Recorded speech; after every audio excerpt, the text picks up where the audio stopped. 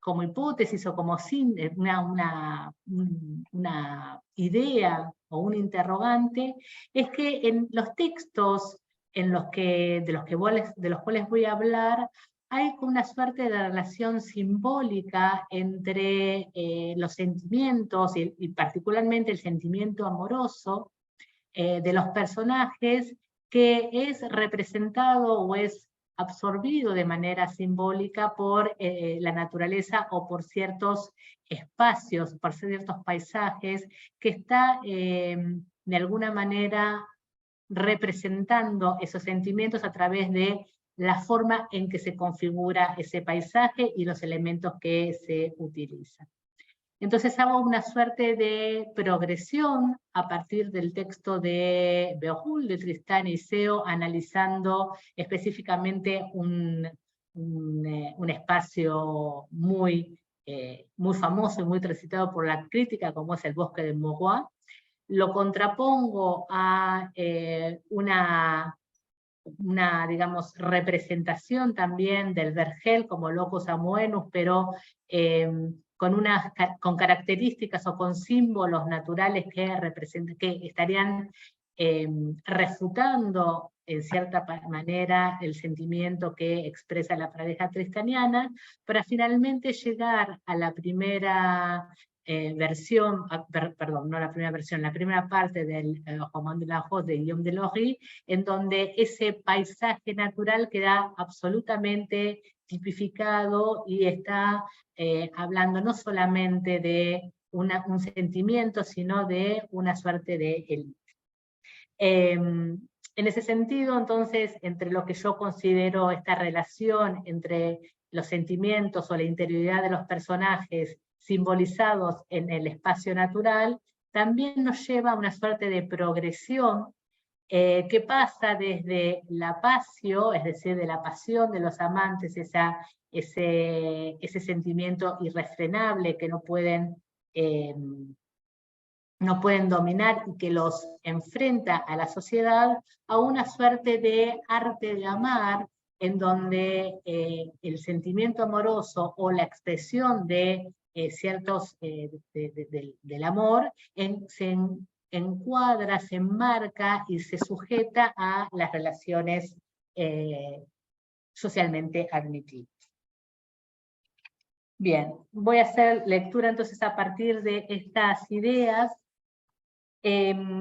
Afirmar que el amor es un invento medieval puede resultar desmedido, aunque los testimonios literarios del periodo nos desmienten la presencia insoslayable y vital que la materia tuvo para los poetas.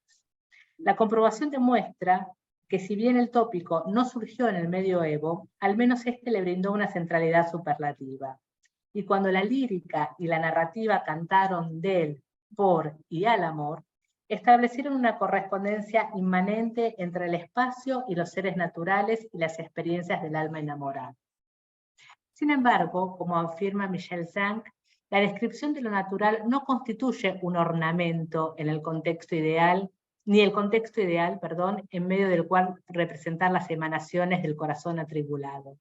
La naturaleza de este tipo de literatura es un ser conmovido, que traduce y experimenta en sí misma, mediante sus objetos, devenidos componentes de un código semiótico, las contingencias del amor.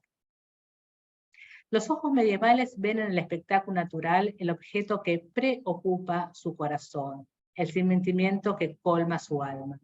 Como si el paisaje absorbiera esa turbación profunda que desarregla el espíritu y el intelecto, traduciendo en sus objetos y seres el estremecimiento que el hombre experimenta, pero que no puede nombrar plenamente.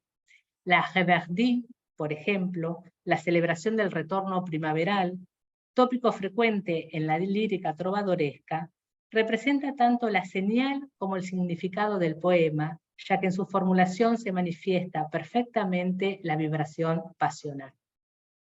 En este contexto de interrelaciones, tres relatos franceses de los siglos XII y XIII, como les mencioné, Tristán y Iseo, Clichés y el Roman de la Rose, invitan a reflexionar acerca de los vínculos que los amantes entablan con un locus natural específico.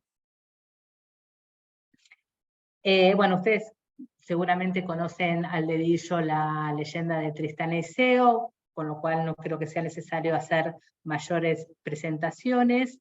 Sí, solamente indicar que el segundo texto que voy a trabajar, Clichés, que es el segundo román de Chrétien de Troyes, se ha dicho o se ha expresado que en realidad está respondiendo a otra versión de Tristán y Iseo, que es la versión de Tomás de Inglaterra, como una suerte de contrapunto o como una suerte de competencia literaria en el cual Chrétien logra reencauzar esa relación presuntamente, o sea, la relación adúltera a una relación presuntamente aceptable, ¿no? Pero en realidad me pareció mucho más productivo para ver justamente estas distinciones, comparar el Tristan de Berulle con el Clichés de Chrétien de Troyes. En función de otros amantes, en Clichés y otros escenarios, el problema del adulterio y su efecto sobre la esfera social queda plasmado de forma transparente, así como la respuesta que Chrétien de Troyes parece haber proporcionado al casus tristaniano, al estilo del arte de amar de Andreas Capellanus.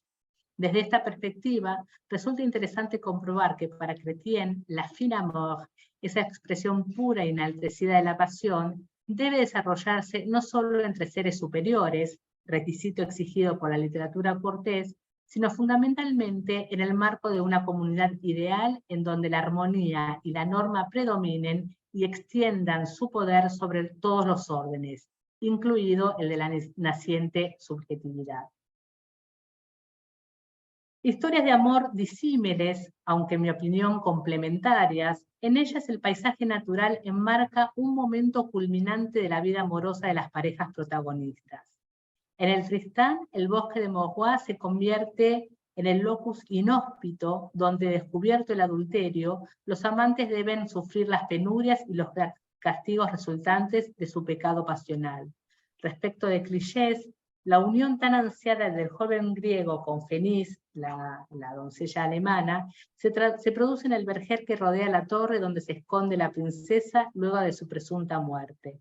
Por último, en el román de la Rose, el jardín de delicias, donde transcurren las diferentes etapas de la conquista del capullo de rosa, transmite en su disposición y en sus elementos la vivencia excelsa de un amor sublimado.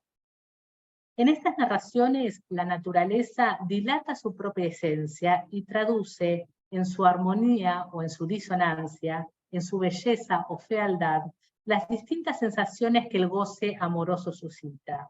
Se establece así una afinidad entre los amantes y el espacio natural, en la que éste se apropia de las sensaciones de placer, angustia o dolor que aquellos experimentan, y se transforman de este modo en el significante de un significado que la lengua enuncia de manera aún temerosa, deviene la metáfora de una subjetividad naciente que busca todavía sus voces.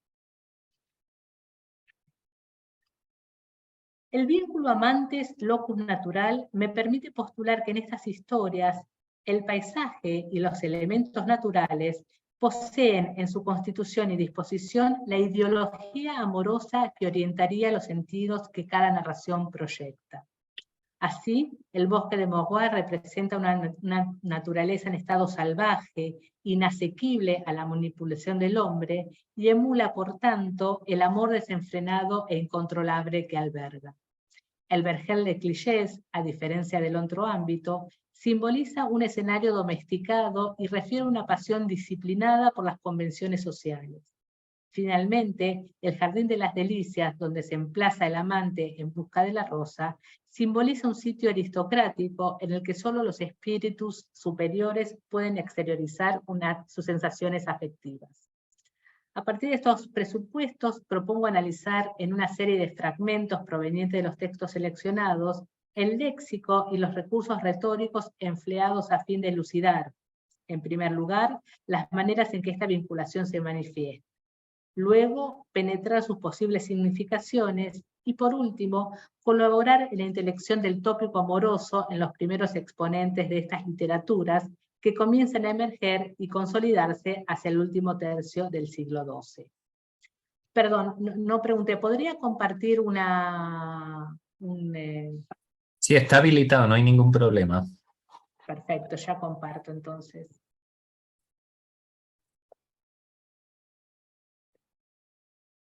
Les pido un segundo.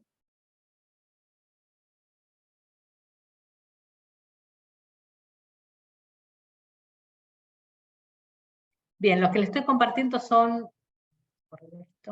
los fragmentos que de los cuales voy a hablar,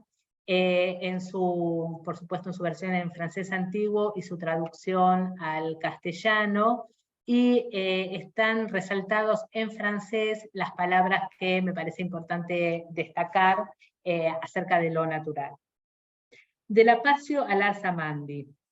La fragmentariedad que determina las versiones francesas que nos legaron el Tristán parece magnificarse en el texto de Berulle. En efecto, la constitución episódica de cada sección encapsula y ahila las escenas y permite identificarlas por sus rasgos sobresalientes. Esta afirmación vale en especial para el exilio de Tristán y Iseo en el bosque de Morroix, delimitado por los dos encuentros que los amantes mantienen con Ogran. En el primero, el eremita intenta disuadir a la pareja de continuar con la pasión que los abraza, y en el segundo, después de que el efecto del brebaje desaparece, Tristán y Iseo solicitan al monje que interceda por ellos ante el rey Marco. En medio de estas secuencias, distintos acontecimientos van marcando los jalones de una pendiente de continua humillación, tanto más patética cuanto que la pareja va tomando conciencia de su declive, ya que no solo han perdido el lugar socialmente encumbrado que ocupaban, sino que ven quebrantarse también su humanidad.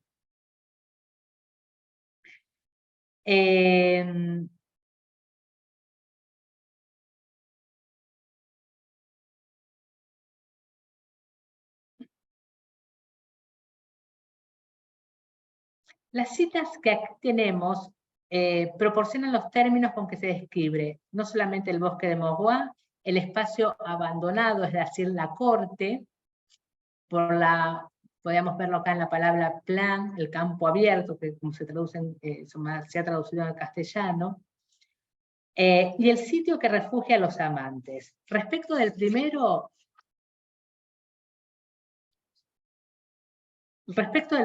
es importante señalar que el narrador recurre a una rica sinonimia. Forest, acá en Morroix, bois, tenemos voix también, bosque, boscage, boscaje, godin, gaut, todas estas palabras que aparecen en la versión francesa, y désert, ¿sí? Hacia el final, largamente están por mucho tiempo habitan estas soledades, dice la traducción al castellano, en realidad désert es desierto. Esta multiplicidad de vocablos, en mi opinión, permite aprehender la profundidad de las emociones que los amantes experimentan, puesto que la denominación del lugar resulta ser expresión alegórica de las vivencias de Tristán y Iseo. En particular, la palabra désert, que posee tanto el sentido de lugar desbrozado como el de destrucción, compartiendo un campo semántico muy próximo al de terre gaste, es decir, tierra baldía. Por tanto, en el verso 1305, este último verso, longuement sont dans le désert, parece introducir una suerte de anfibología, ya que el desierto puede ser tanto la experiencia del amor exiliado como el territorio que los acobija. Gracias a esta ambigüedad, en consecuencia, es posible notar cómo la naturaleza traduce aquello que el sentimiento representa para la pareja. Más allá del nombre desierto, designación extrema de una cadena léxica que en principio enforesta, privilegio términos como boscage, godin, gaut, porque por un lado sus significados enlazan la idea de natural con los calificativos de salvaje, agreste e inculto, y porque por el otro lado, su ausencia para designar el envejecer en clichés o en el roman de la Rose refuerza la empatía entre locus y sentimiento. Más aún, la vegetación mencionada en el escenario de Maurois delinea un ámbito carente de la flora y la fauna que integran el topos habitual de la paisajística amorosa impuesta por los trovadores. Pues no se alude ni a las flores ni a las aves, y solo se nombran los animales de caza que sirven para la alimentación. En definitiva, el bosque de Maurois se distingue claramente de la representación que Daniel Quarion refiere en el Roman de la Rose. Cito traduciendo del francés. Una naturaleza donde hay más flores que frutos, más agua que rocas, más aves que mamíferos, jardín y no bosque salvaje. Fin de cita.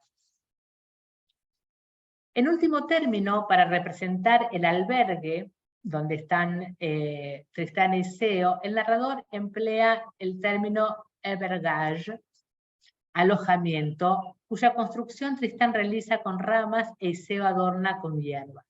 El uso de esta denominación genérica se distancia de la palabra generalmente utilizada en el roman courtois, tante, para designar un albergue fuera del ámbito de la sociabilización, que sin embargo conserva, o sea, tante conserva en su ordenamiento las huellas de la cultura, mientras que el significado del refugio en el bosque se especifica con sustantivos que nuevamente apuntan a la idea de rusticidad, en especial la expresión hacer la fouille, ¿sí?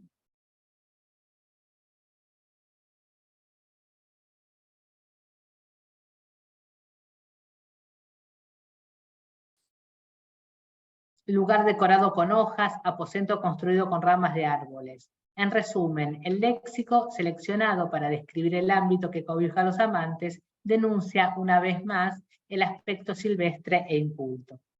Frente a esta representación natural, voy a ponerlo ahí, de la experiencia amorosa tristaniana, en Clichés los amantes se refugian en un escenario en el que se destaca el artificio humano. En efecto, la pasión se desarrolla primero en una torre excelsamente construida y ornamentada, cuya disposición fue descrita con minuciosidad en pasajes previos, y luego en un vergel, locus amoenus prototípico para la representación de este tópico. Como anticipé, en los romans de Chrétien intenta proponer una alternativa socialmente viable al amor tristaniano. Desde esta perspectiva, a las vivencias de los amantes en el bosque de Maurois, es posible corresponder la vida de Fénix y Clichés en la torre y en el vergel. La comparación, asimismo, destaca las oposiciones, empezando por el paisaje que marca las escenas amorosas. Fíjense en los versos que están resaltados, ¿no? Que habla justamente de este paisaje, este locus amoenus, este paisaje prototípico de la Géverdie primaveral. Mediante el empleo de estas fórmulas, se indica tanto la vinculación de este fragmento con la poesía amorosa de los trovadores y troveros, como una evolución en el tipo de amor que experimenta la joven pareja. Mediante la utilización de la brevitas, el pasaje alude y esconde un mundo de significaciones relativos al discurso retórico de la canción. La llegada de la estación estival y la música del ruiseñol son elementos que no solo predisponen para el amor, sino que devienen las condiciones necesarias para la alegría, séduire, en otras palabras, para el solaz, ¿no? Fíjense también en estas últimas partes también resaltadas, y lo marqué en la versión en castellano, y si hubiera algún vergel donde me pudiera solazar, ¿sí? El espacio de solaz. El espacio natural no refiere la pasión de forma directa, sino que se orienta a recrear una clase de espíritu dotado de una sensibilidad superior. En Clichés, el amor expulsa el patetismo que impregnaba a los amantes de Cornualles y se convierte en una de las cualidades centrales de la cortesía. Se observa, por ende, en este román que la pasio muta en fin amor, delicada virtud del espíritu cortés, y constituye el primer peldaño en la configuración de un ars amandi, del que el Roman de la Rose se considerará su legítimo heredero. En síntesis, en el jardín de Clichés, la naturaleza, por un lado, muestra sus diferencias con el bosque salvaje, y por el otro, mediante una emulatio retórica, anticipa las propiedades inherentes al alma cortés. Ahora bien, si el vergel connota el corazón amante, también deberá señalar metafóricamente las propiedades de esta fina monja. La princesa elige instalarse bajo un Fenís, la princesa Fenís elige instalarse bajo un árbol ubicado en medio del vergel que la protege del calor intenso y cuyas ramas fueron orientadas, corregidas por Juan, el constructor de la torre. Me interesa detener la atención en dos vocablos en particular.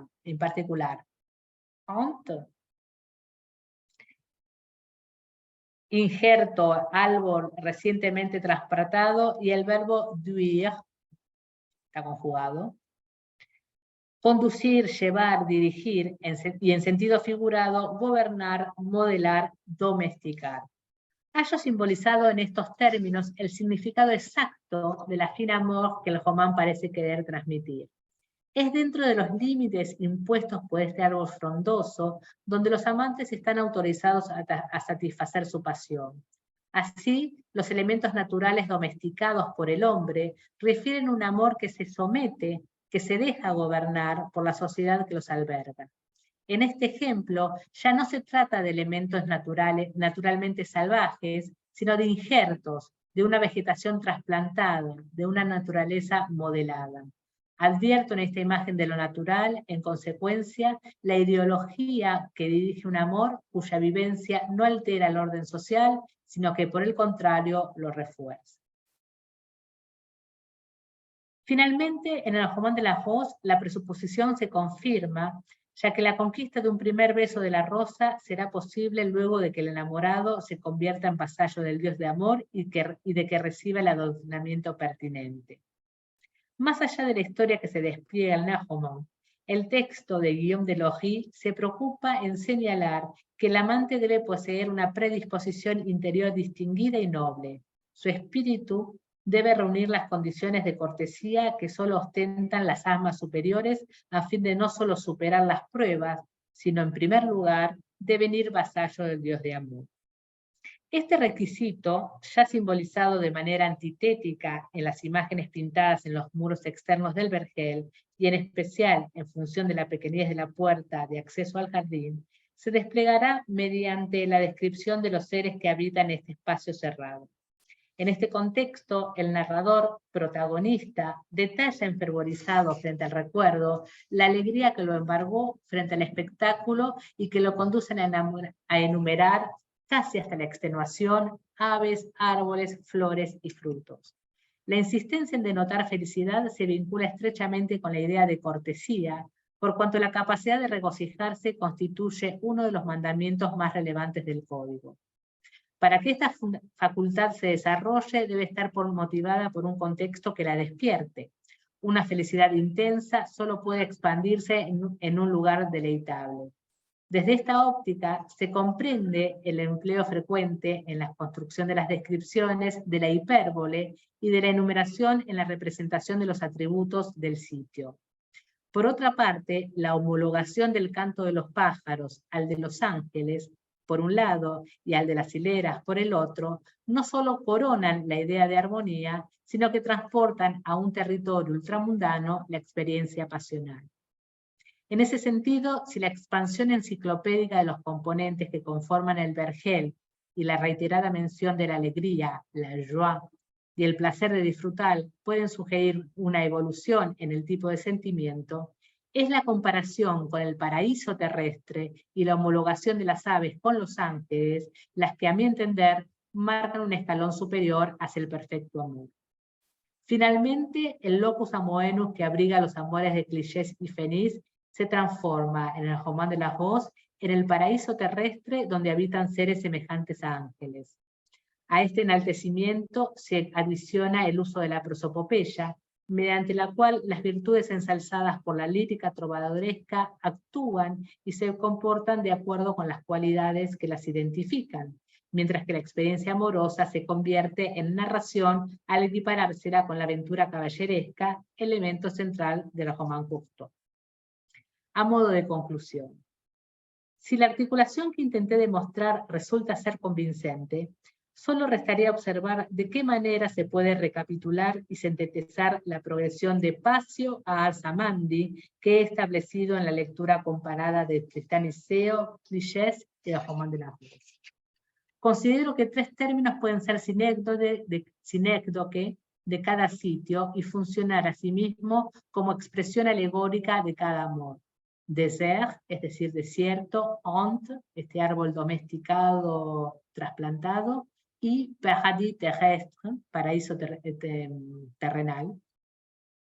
Conforman 3 ámbitos en los que los amantes residen de forma exclusiva y excluyente, de acuerdo con la clase de pasión que experimenta, y en especial según el tipo de amor que la ideología del texto trata de comunicar. 3 espacios que proyectan una imagen ni totalmente nítida ni totalmente difusa de la cultura literaria francesa de los siglos XII y XIII, es decir, del período en el que las literaturas vernáculas descubren las potencialidades de las nuevas lenguas poéticas. Nada más y muchas gracias.